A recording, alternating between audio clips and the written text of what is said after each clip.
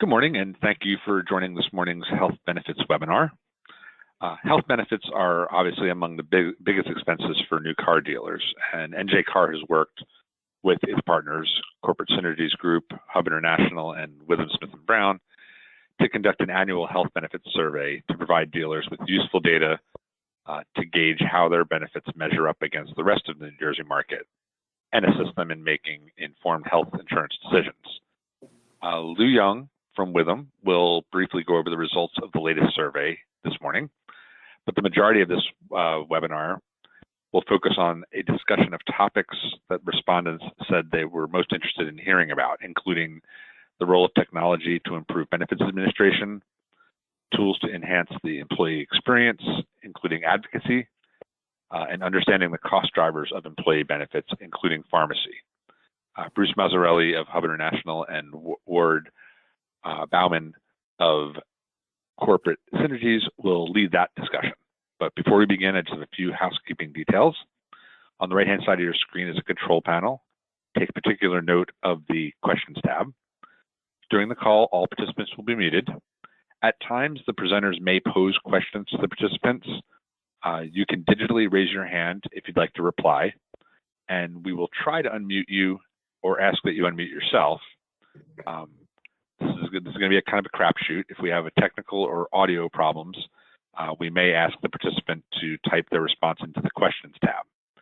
As always, if you have any questions during the webinar, you can also enter them into the questions tab. I believe we're going to break after each section and address any questions that are outstanding at that time.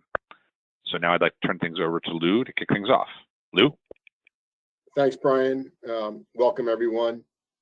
As Brian mentioned, I think this is our 7th or 8th year of collecting data and presenting this summary. And over the last 5 years, we have been using SurveyMonkey and now have established some very good trends that we are able to see, talk about today, and present, which basically I don't think there's any surprises out there, but it's nice to look at the long-term trends as we go forward. The first one that I wanted to mention was that we're seeing a continued movement towards employers offering 3 or more plans. So we are up to 54% of the responding dealerships that now offer 3 or more plans. And if you look at the trend over the last 5 years, you can see that this has been gradually increasing over time. So interesting to see. As always, we as statisticians, we like to look at what's going on long term. And we talked about the carriers a little bit. There hasn't been a lot of movement. Horizon and Cigna lost a little bit of market share, while Aetna and Oxford picked up some. Members Health Plan left the marketplace, so that is being absorbed by some of the other members. Another thing we saw and what we're seeing over time, and we've talked about this in the past, is a shift towards self-insured plans. That's up to 28% in 2021, and again, it's been gradually rising over time. And the third area of trends that we wanted to present, and again, we've talked about this before, we're seeing an increasing number of high deductible health plans. They're being offered to half of the dealerships now, so that's important. It's again a long-term trend that we're seeing, and we're also seeing an increase in the dealerships funding of a portion of the deductible. So in many cases, there's a debit card that's being offered as part of the program to be used to offset the deductible cost. Ancillary benefit offerings remain stable over the last 4 years. We do see these being offered by the dealers in the form of mostly life insurance. The other area that we've seen move around a little bit, much more so in the last 2 years, is telemedicine. While telemedicine is not being utilized as much as 2020, it's still significant and it should be considered part of any overall healthcare benefits strategy. These are some of the numbers. Looking at the charts, we've got the plans. You can see the overall renewal levels. We end up at about just slightly above 5% increase for 2021. I think we may talk about 2022, but all indicators point to possibly a greater increase for the 2022 calendar year. And again, you can see as far as single, couple, parent, child, family, costs have remained relatively steady, with the biggest increase occurring at the family portion. And again, cost sharing, relatively stable for single, and it's bounced up a little bit for couple, parent, child, and family. And again, employer cost sharing, employee cost sharing is important, and an important indicator of the benefits being offered to employees at the dealerships. Again, as Brian mentioned, we wanted to keep the survey results relatively short today so that we could focus on the topics that the dealers were interested in talking about, the results of our survey. So again, if there's any questions with regard to the survey, you can ask them now, but most of the questions we'll be taking at the end of the program. And again, the topics today, as Brian mentioned, the role of technology to improve benefits administration, tools to enhance the employee experience, including advocacy, and understanding the costs of drivers of employee benefits, including pharmacy, and the role of voluntary benefits. So with that, I'll turn it over. And actually, the advocacy and benefits technology. Lou, we're going to try our first unmuting. I have somebody with their hand raised here. I just want to see if they have a question. So, Reem, I have unmuted you, but you need to unmute yourself, and then we can see if we can hear from you.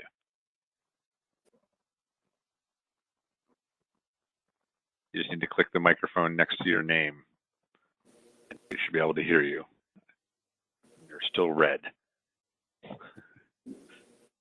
Oh, he unraised his hand. Never mind. Okay, we'll move on. But that's good. See, we're working here. Okay, great. Yeah, Bruce. Okay, hi. Ward's going to start us off. Yeah, I'm Ward Bauman. Sorry, I'm not on video. I had some technical difficulties with my video, so here I am. The one thing I wanted to just bring up before we jump into this is one of the points that struck me on the survey was the telemedicine, and what occurs to me was, and the point was, it was down from the all-time high of 2020, where when we were in the midst of the pandemic, employees and dependents were not always going to the physicians, so telemedicine really started to become popular. But the other area that we're going to start, I think, seeing growth, and Bruce, I'm not sure if you're going to talk about this in your portion, but is the difference between the telemedicine and the virtual medicine, and the distinctions. And the virtual medicine is where you're actually seeing your doctor, your cardiologist, your primary care, your dermatologist, and having virtual meetings. And we're going to start seeing that a lot more going forward. At one time, doctors who would not, our own physicians who would never consider taking a call or certainly a virtual call, now are more open to it, particularly when they can sit in their office, have a 5-minute consult, and bill you for a regular office visit. And we're going to start seeing that more and more. And I think as time goes on, we're going to start seeing a big jump in that to a point where we might even differentiate on future surveys the difference between telemedicine and perhaps virtual medicine. Bruce, did you want to comment on that before we move on? Well, mostly I would just say I agree completely, right? When we take a look at what's happening just in the workforce, and car dealerships are a little bit different in the sense that really from day one, as a part of the pandemic, folks were on site. Outside of the dealership environment, perhaps some retail, we're seeing a lot of hybrid approaches in terms of workforces going back maybe a couple days a week, working from home a couple days a week. So that idea of a hybrid environment, I think, really is going to be consistent with what we're going to see, to your point, in terms of seeking care, right? I know personally I did a number of virtual visits with my physician. I now go in person, but not too long ago, a few months ago, I did a virtual visit as well. So it's almost like I'm also taking a hybrid approach to my care, the same way that many employers are taking a hybrid approach to their workforce. So I agree wholeheartedly. And to your point, I do think there's some value in addressing that in next year's survey. Yes. So this actually tees up really well to talk about the next part, which is advocacy. And the slides we're going to be going over, the next few slides are specific to corporate synergies and our in-house advocacy department. But I know that Hub also has an advocacy department, and I think this is really important. No matter who you're working with, whoever your broker consultant relationship is, that they have this available to your employees. And our program specifically works on 3 fronts, and it's all virtual.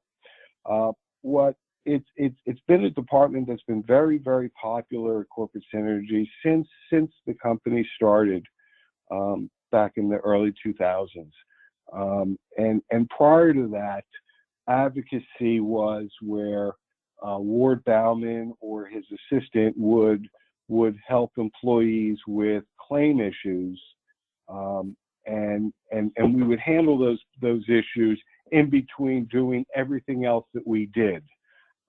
This really has become an important part of our service model, and any broker service model, is to offer employees a resource where instead of going to the carrier, where they can go to a specific vendor to assist them with any types of issues they have that are benefits related.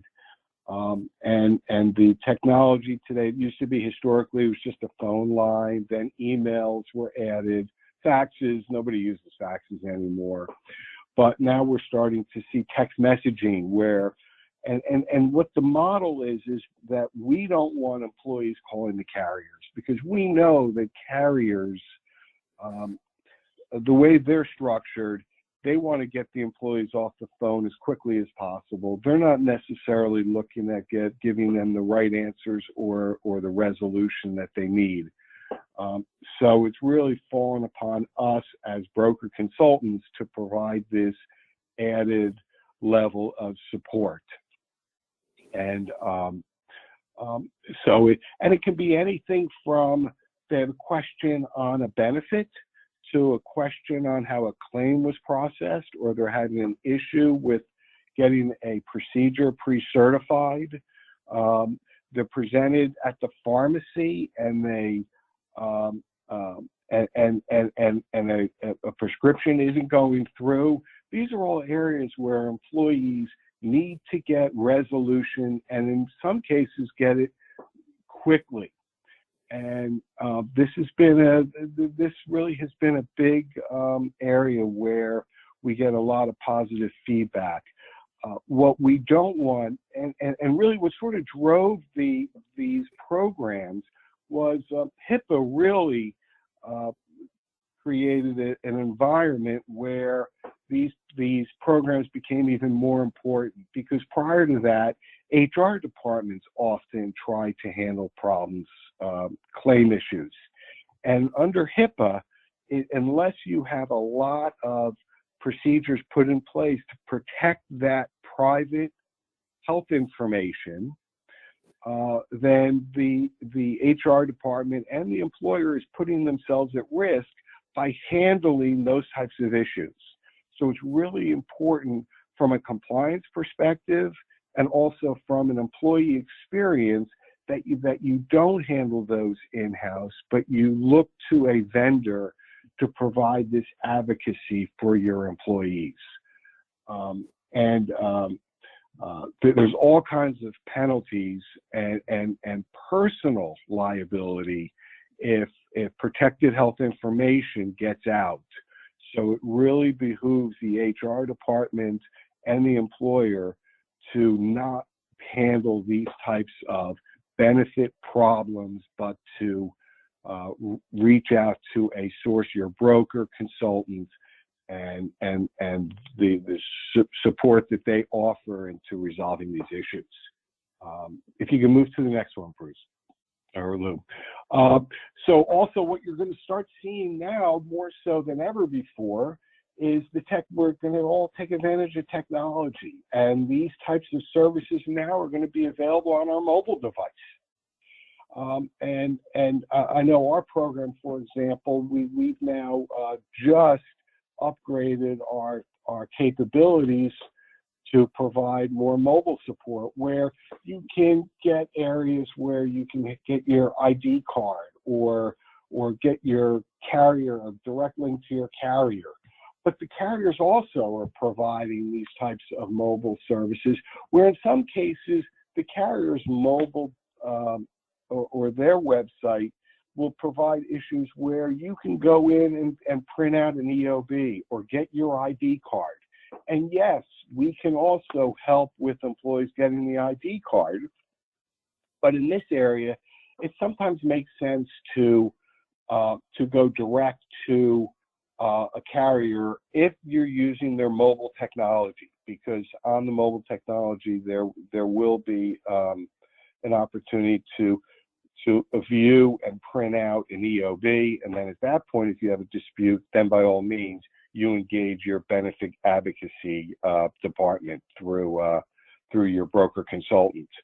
But you're going to start seeing more and more mobile technology where you can talk to your doctors and find providers, and there's going to be a lot more.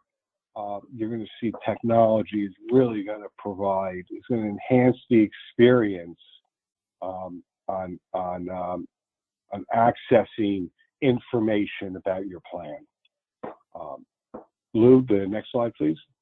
So what's also really important, and this is probably the last part that I think I wanted to talk about that's regarding advocacy, is tracking the information, because it's great to have this advocacy and helping your employees, and it's a wonderful added value. But what's really important is that the vendor that you're using can actually track the information that's coming in. Because what we have found is that if we get a lot of calls on ID cards, and we're tracking this, then we know for some reason the employees perhaps didn't get their ID cards. Or if we're tracking information about an issue with their prescriptions. I remember several years back, and Bruce probably remembers this, one of the major carriers, their prescription went offline. And early the morning that occurred, we got many calls from clients who were trying to get their prescriptions and they couldn't. And we were aware early on about this prescription issue, and it turns out the carrier went offline with their pharmacy vendor, and it's possible that the carrier may not have even known they were having a technical issue. So we were tracking this, and we knew what was going on, and we were able to be out there quickly in trying to get these problems resolved, and more importantly, communicating. The other thing that we'll sometimes do is if we see that there's a problem in a certain area in benefits and we're getting a lot of calls on it, then we can then develop a communication program to push out and educate the employees on specific issues that we realize are coming in. So the tracking really has a dual benefit. One is it's helping us track what the carrier is doing, where we can quickly find a problem and work on getting it resolved. And the other is if we see a trend among employees and what their questions are, then it helps us get out there in front of it. What we call that is a teachable moment. And that's the third part of the advocacy, is that when we get a call from an employee regarding a specific area, if there's an opportunity for us to use that as a teachable moment where we talk about them on the benefits of the network access or generic prescriptions. So the benefit advocacy really has a lot of benefits to the employees, the plans, and the employer. Before I moved on, I wanted to ask my colleague Bruce and Lou if they had any comments about this, and then we'll open this up for any questions. Well, I will make a comment just in terms of, in a practical sense, right? So we spoke about the realities of HIPAA, and we need to be careful in terms of gathering information. And that's true. But I think if we really think about the dealership environment and, maybe even org charts at a dealership, I can say with my clients, very rarely am I dealing with a traditional HR manager. Very often it could be an office manager, it could be a controller, it could be a CFO. And the fact of the matter is that most folks that I'm dealing with related to employee benefits wear several hats. And so think about the efficiencies that can be gained from technology, whether it's employee support in terms of having a program in place, whether it's an application. I think really where this is extremely important is it will free up time for those individuals who wear many hats. And I think there's a tremendous opportunity today, compared to what we saw 8-10 years ago. Technology has really advanced, the opportunities have advanced, and many, strong brokers out there in the community, obviously Corporate Synergies, you can see their portfolio, Hub has a similar portfolio. There really is a tremendous opportunity around technology, really to also not only have a better employee experience, but to free up, those folks who are wearing that HR hat to free up their time for their core responsibilities. You mentioned that, and thank you for pointing that out, because often when I talk about this, Bruce, I also talk about how much time is wasted, not only from the staff in-house, but also at the dealership, but how much time is wasted from the employee trying to resolve their same issue. And what we talk about is you call us, you turn it over to us, you call Hub, you turn it over to Hub, and then your employee gets back to doing what they do best and what makes the dealership money. And by them being on the phone for 20 minutes, 30 minutes or longer, fighting with the carrier is not time well spent for them or for you. So it's really important that you have resources like this available to you. Okay, are there any questions on this before we move on to technology or Ben Admin?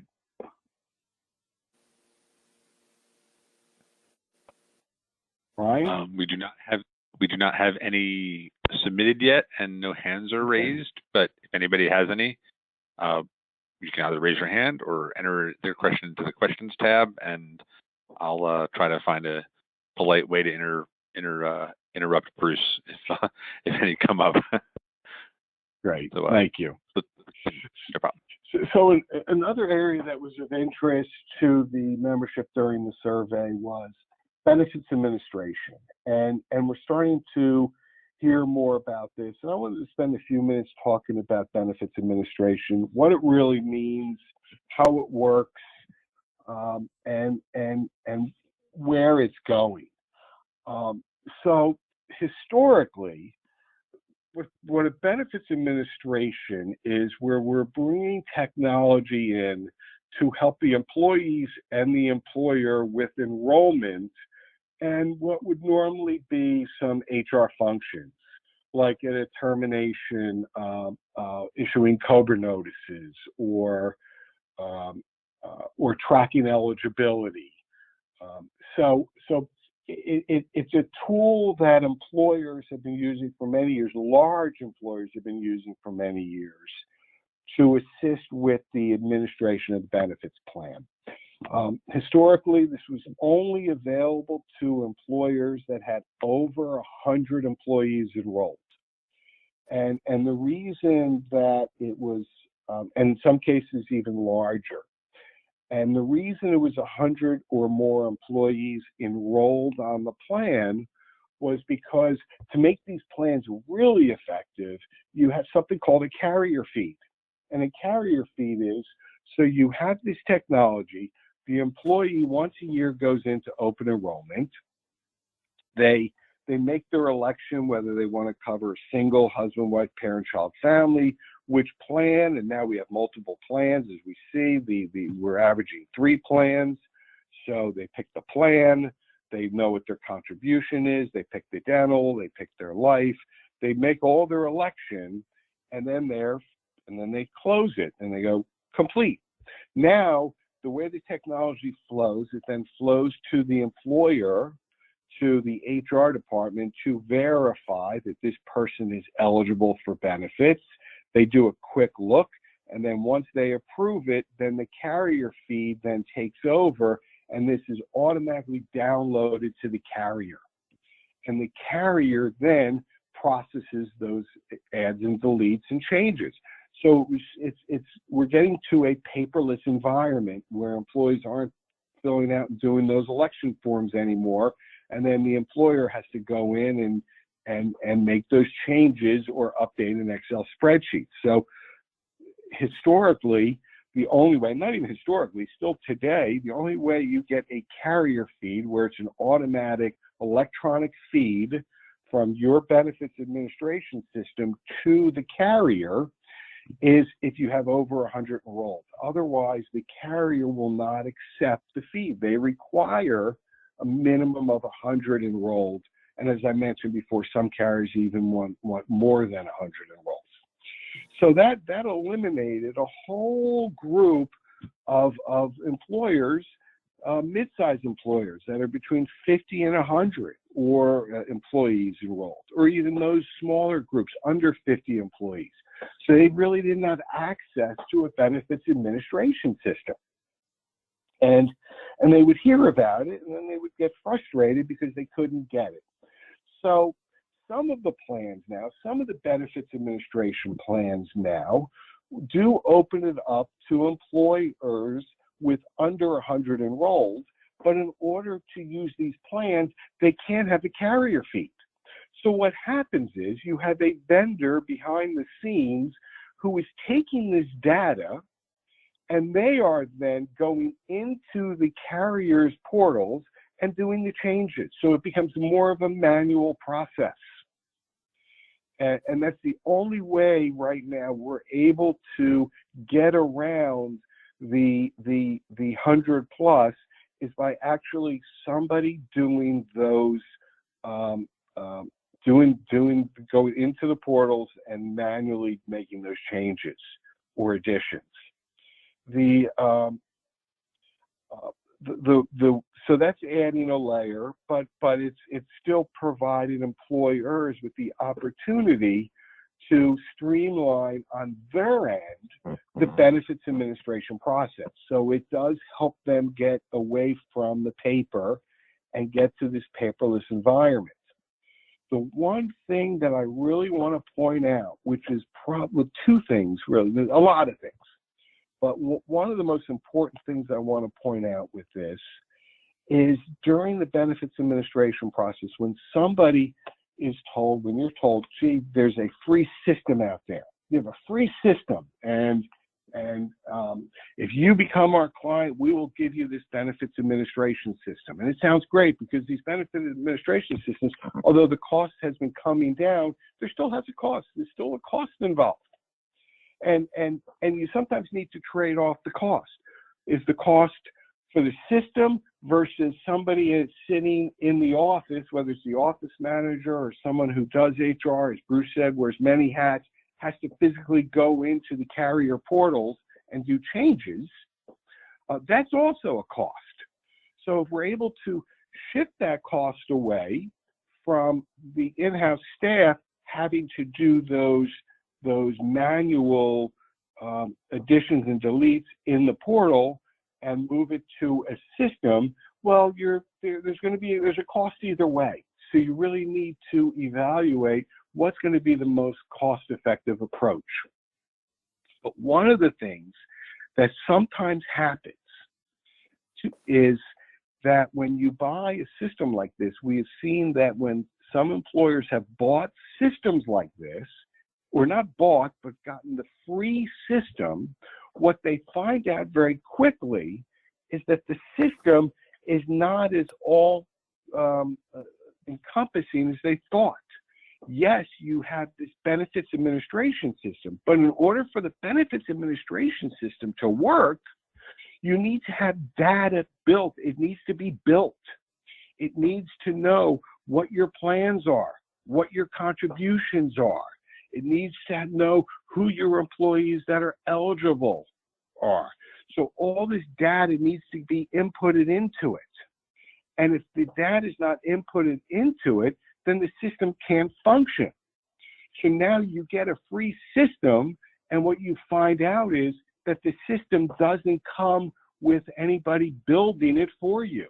It gives you a system, but now it falls back on the employer's responsibility to load all the data, to build the system, put what the deductibles are, build the co-insurance, what the pharmacy benefits are.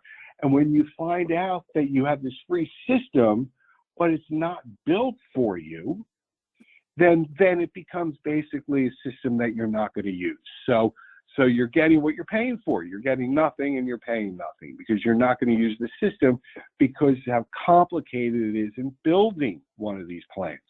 So I caution you that when you want to get into the benefits administration and get into one of these systems, that you are certain what you're getting. And you not only want to get them to build the system and load all the data, you want the vendor to support it. And by supporting it means that during the year you have issues, you're going to have somebody you can call to answer your questions, to help you. Also, when the renewal comes and you need to make changes, whether there's a carrier change or a benefit change or a contribution change, you need your vendor to be able to put all that into the system as well. Because I don't think any of us want to get involved in building and maintaining a benefits administration system. So these free systems often come with a catch, and the catch is you get the system, but you don't get the build. And I think that's a really important thing to keep in mind. Bruce, would you comment on that, please? And I'd love some of your insight as well. Sure. I agree wholeheartedly in regards to many of the free systems that are available out in the marketplace.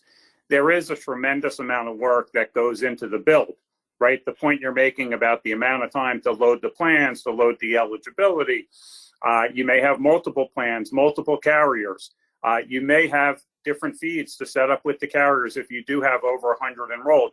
It's a very big process. And I think that the caution that you gave was probably one of the most important points, which is there really needs to be a comprehensive vetting approach with respect to looking at available benefit systems. So you may find payroll vendors, right? ADP certainly has them, Paylocity, others will have these programs as well. One of the advantages there is that often it's very well linked to the payroll. So with respect to deductions feeding over to payroll, making sure someone's payroll check is correct, is an important component of this. But still, that doesn't mean that the payroll embedded system is the best system either.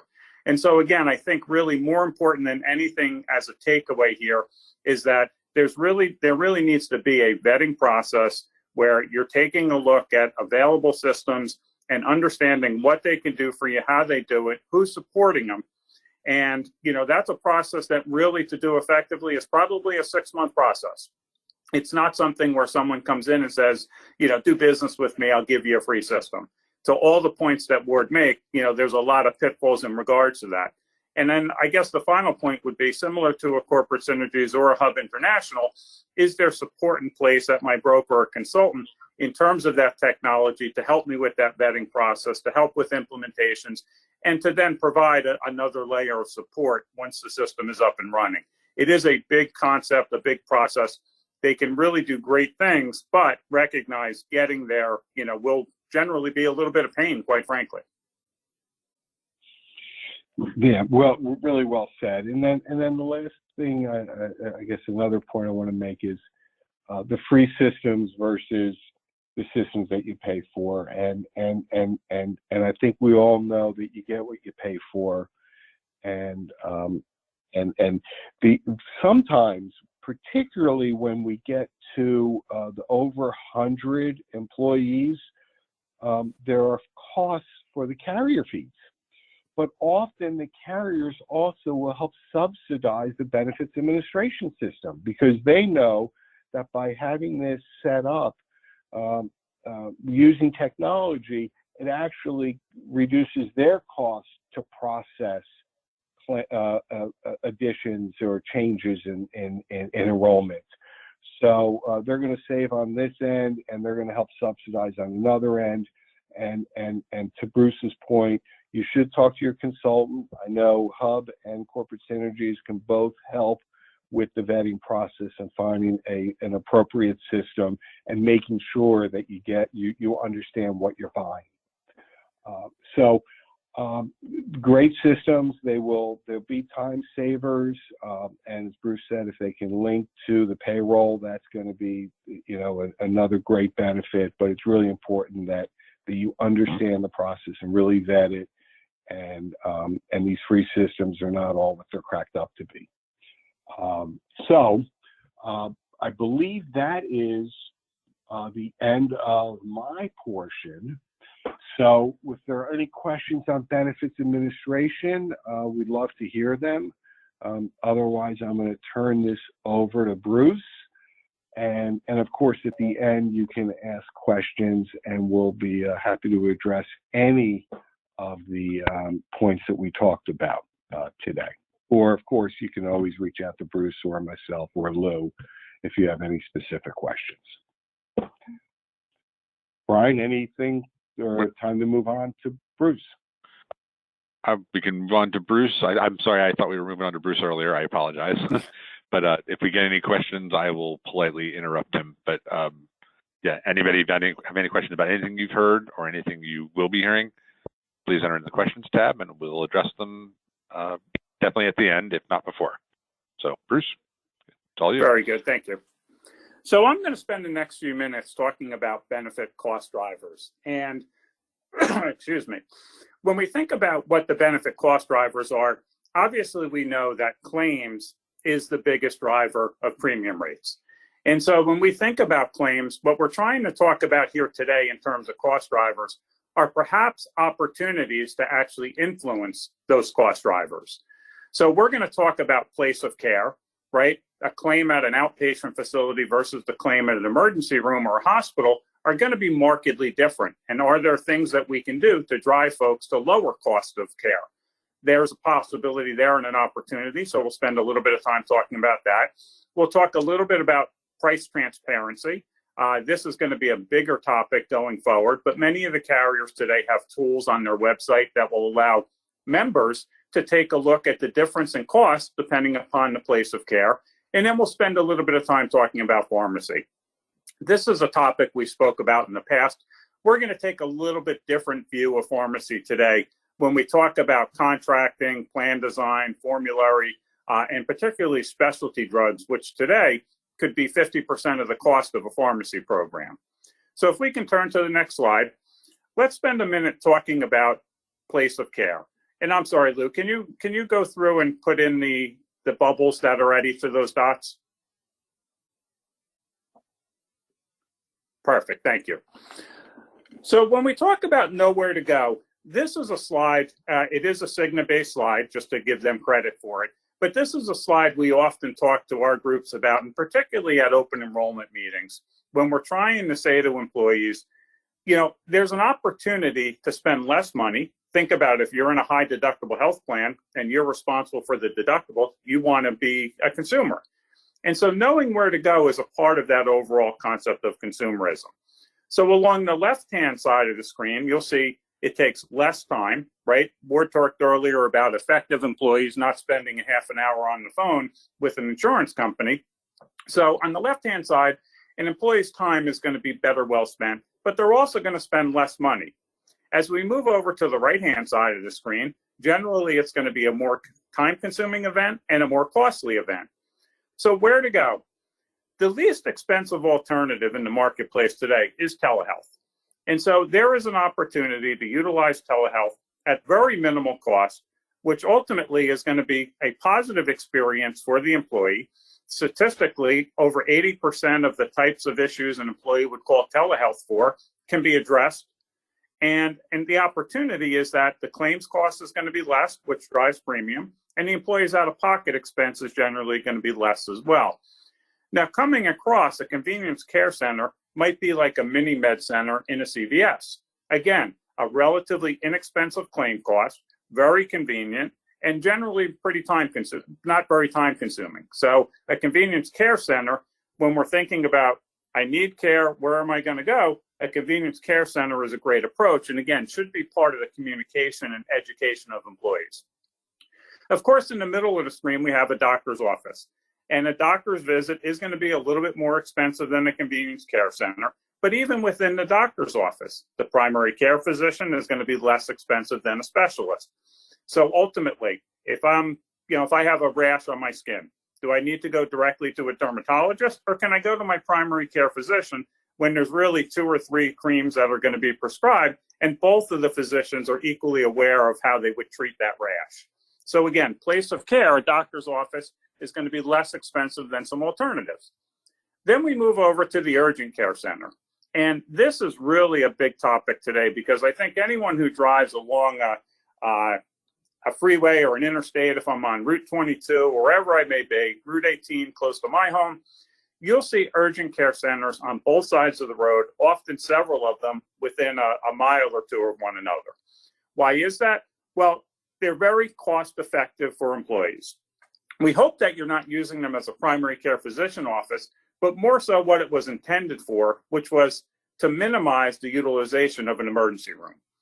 Urgent care centers, the average cost is somewhere around $280 for an urgent care visit versus what is probably $1,100 to $1,500 at an emergency room. Urgent care centers often have x-ray machines. They have plenty of equipment that will allow their physicians to treat you. And quite frankly, not only will it be more cost effective, it's generally a better experience. You're often not sitting in an emergency room for, or you are often sitting in an emergency room for 3 or 4 hours versus an urgent care center where very often they can get you in within the first 30 minutes. And again, it is less expensive and again, more time effective. And then finally, the emergency room. When I first started in this business, Ward and I were kind of reminiscing back to the mid-90s. But our health insurance plan that we sold at US Healthcare, a little bit blasted from the past in terms of a name, I started with US Healthcare. We had a $35 copay at the emergency room. There really wasn't much of a barrier to somebody using the emergency room like a primary care physician office. The reality today, with literally over $1,000 for almost every emergency room claim, is that it's just not a. So we want to educate employees that utilize the urgent care center when appropriate. We're not talking about when somebody has chest pain, uncontrolled breathing, maybe they have a compound fracture. Certainly situations where you want to go to the emergency room. But for a lot of other care, the urgent care center will do a great job, less expensively and more time effective. If we go to the next slide, Lou, we have an example in terms of place of care. Now, place of care goes beyond just physician work. Here's lab work. And if we take a look at the participating labs, and again, most carriers today actually have both, right? We're probably used to, or at least we remember when LabCorp was the only lab that was the in-network, or Quest was the only in-network lab. Today, most carriers have both as participating providers. And you can see the differential in cost. Quest or LabCorp, a little bit over $10 for the average lab test, versus outpatient at a hospital, 6 times the amount. So again, if we're educating employees to place of care, having them utilize participating labs, we will save significant claims dollars, which again is the primary driver to premium and will help minimize those renewals on a go-forward basis. An even more glaring example, we talked about freestanding surgery centers versus a hospital. And here you can see that freestanding surgery center, typical care being provided for $1,147 versus the hospital cost of over $3,000. Now, you even have plans, Oxford, for example, that have programs that will reward employees for utilizing that freestanding facility by having a lower cost share amount versus using the outpatient at a hospital.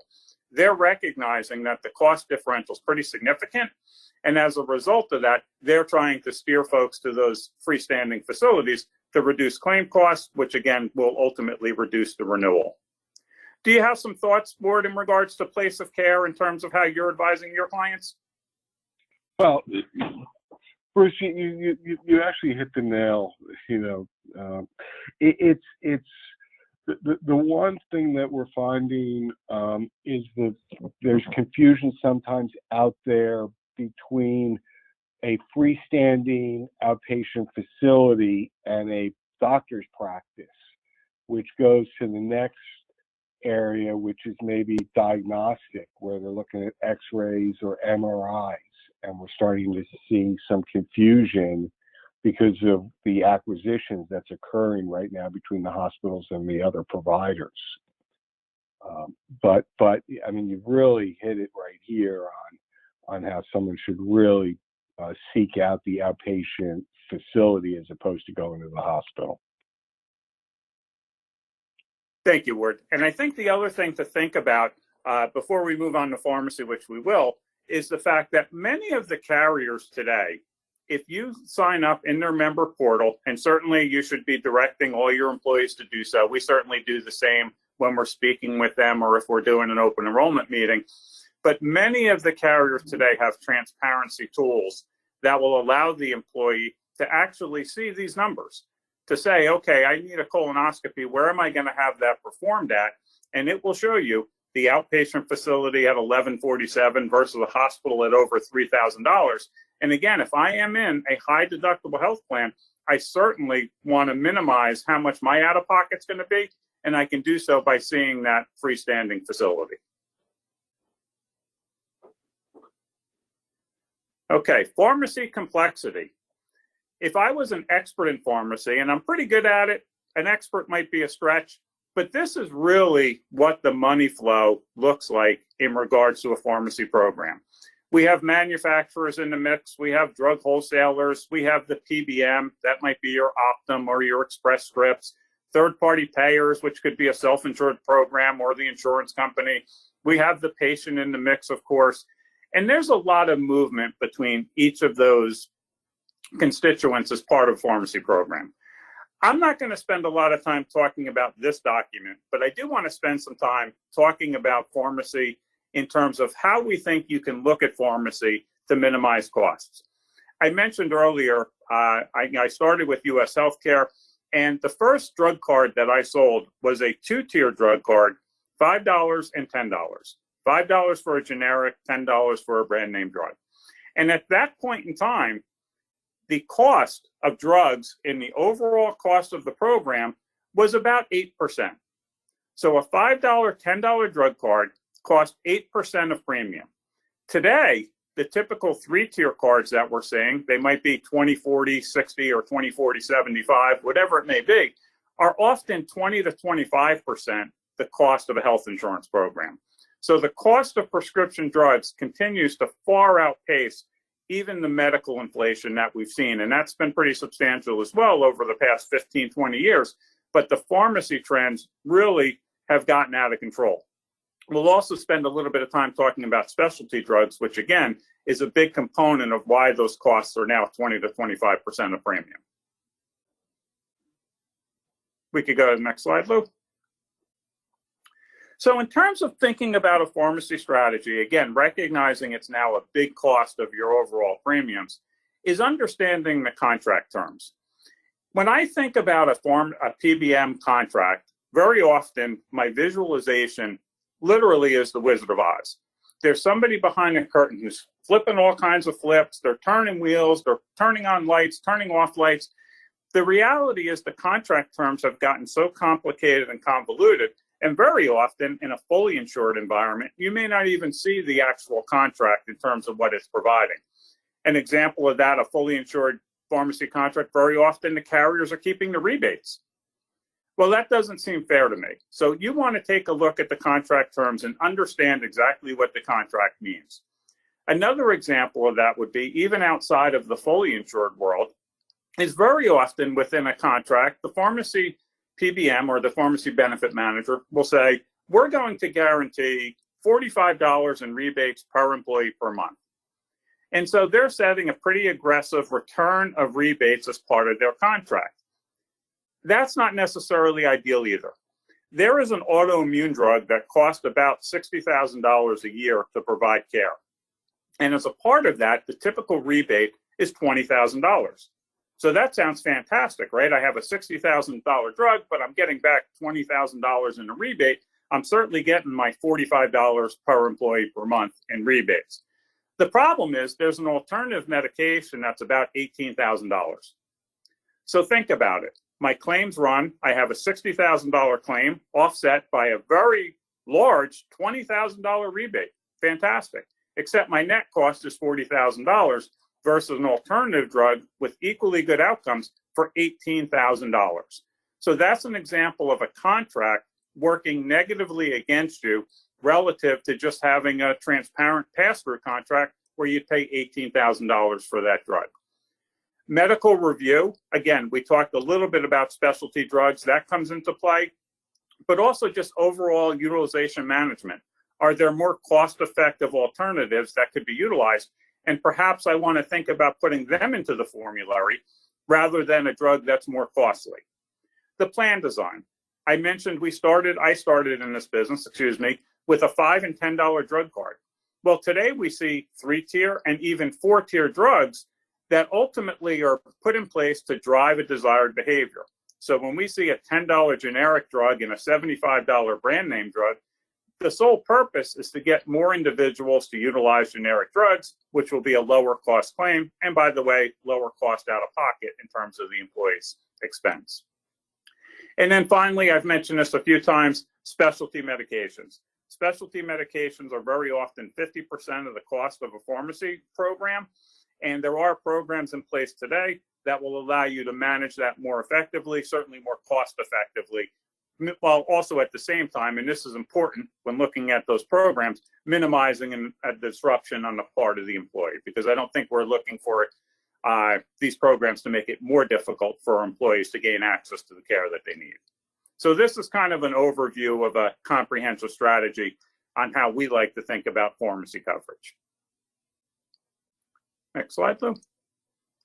Before we move on, did anyone have any questions specific to pharmacy? And Ward, maybe you have a couple comments on pharmacy coverage today as well? Bruce, we're running sort of a little close to the hour, so I will spare everybody my comments. Sparing them is an interesting way to put it. So let's wrap up talking about voluntary benefits today. This screen here is basically showing you the 5 generations of workers. And I'm sure that Corporate Synergy has something similar. Other brokers may have something similar. But we have a program called our persona analysis that allows us to take the census, put it into the system, and it will provide us really detailed information about the 5 generation of workers that we typically have. And you'll see that in 2023, we expect millennials, to make up about 50% of the workforce. The real point here today about this slide is that different individuals within our organization have different needs. They have different ways to communicate. Certainly, if we take a look at millennials, they're going to be more comfortable with a text than a baby boomer like myself. So, we want to think about that in terms of our generational differentials, but also we want to think about products and what are the programs that might be more appealing to certain generations of workers compared to others. And I think that's probably more important today than ever.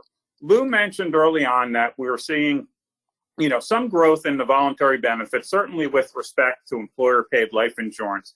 But now more than ever, it is difficult. We're really competing for employees, quality employees. We're also competing to retain our existing employees in a very, tight job market. So when we're talking about voluntary benefits, we often look at it from the perspective of it's an opportunity to attract and retain employees. And we want to make sure we understand what their true needs are when we're putting together a benefits portfolio. If you can go to the next slide, Lou. So this is the result of a MetLife survey. And really you can see, and think about this in the context of your own benefit portfolio. What are the must-have benefits that we may or may not be offering today versus the ones that we also feel as employees, this is employees responding, they would be nice to have. And you'll see things like life insurance, certainly no surprise there, but accident, critical illness, hospital indemnity programs, identity theft, legal coverage. These are all benefits that we might not have thought about as necessarily important in the dealership environment, but I think today more important than ever, we have to build out more well-rounded employee benefits programs to include both employer-paid and voluntary benefits. And the last slide I'm going to talk about is kind of a visualization of what that portfolio looks like. In the center of the benefits portfolio, we kind of look at that as our benefits foundation. This is what we often see at most employers, including dealerships, medical, dental, vision, and employer-paid life insurance. And that may vary depending upon a flat dollar amount, a multiple of earnings, et cetera. But that really is the foundation. All of the blocks around that foundation are opportunities to expand the benefits portfolio, thinking back on what our demographic makeup looks like and what programs might be important. And we can build out a more balanced benefits portfolio to address things like the unexpected. Executive benefits. We might have disability, but do we have disability to truly cover some of our more highly paid executives? Financial security, the opportunity to expand life to supplemental, to dependents, also short-term and long-term disability. So we put this slide in place really to give a visualization of this is the products that are available out there in the marketplace, and are we considering some of these other products really to attract and retain employees? And we think there's a definite opportunity, maybe at the dealerships, more than many other employers who have traditionally focused on just that benefits foundation. So I'm going to go ahead and finish up there. I see we went a minute over, but hopefully folks will stick around. If there's any questions, we're happy to have an open discussion for as long as folks might have questions. Up on the screen, you can jot down our phone numbers. In terms of how we work, for Ward and myself, I predominantly handle Northern New Jersey. Ward is predominantly Southern New Jersey. I promise you, if you're in Southern New Jersey and you call me, I will speak with you, but then turn you over to Ward and vice versa. But again, please feel free to jot down our phone number. Give us a call if you have any questions beyond what we spoke about here today. I'll turn it over to you, Brian, to see if there were any questions. Okay. Well, while we're giving people a minute or two, if they do have any questions, either you guys are very comprehensive, or people want to have very specific questions that they might want to contact you about later. But if anything you wanted to add, Lou or Ward, while we're waiting to see if there are any questions. The only thing I want to add is my phone number. There is my mobile number. I'm still working remotely, so I thought I would give everyone direct contact. If I don't pick up right away, I will get back to you. And I want to thank everybody, and back to you, Brian. Any final words for you, Lou? Well, that sounds terrible. Any final words for the webinar, Lou? Any final words for that? Just that we had a very large pool responding to the survey this year. We're very excited about that. I don't know if we mentioned it at the beginning, but thank you to all the dealers who participated, and thank you for being on the webinar today. All right. Well, thank you to Lou, Bruce, and Ward, and thank you to all of our participants. A recording of today's webinar, as well as the slides, will be posted on the NJCAR website later today, probably sometime in the early afternoon. In case anyone missed some of this presentation, or there are others in your dealership you feel need to hear what was discussed. So thanks again, and that concludes today's webinar. Thank you, and stay safe. Thanks, everyone.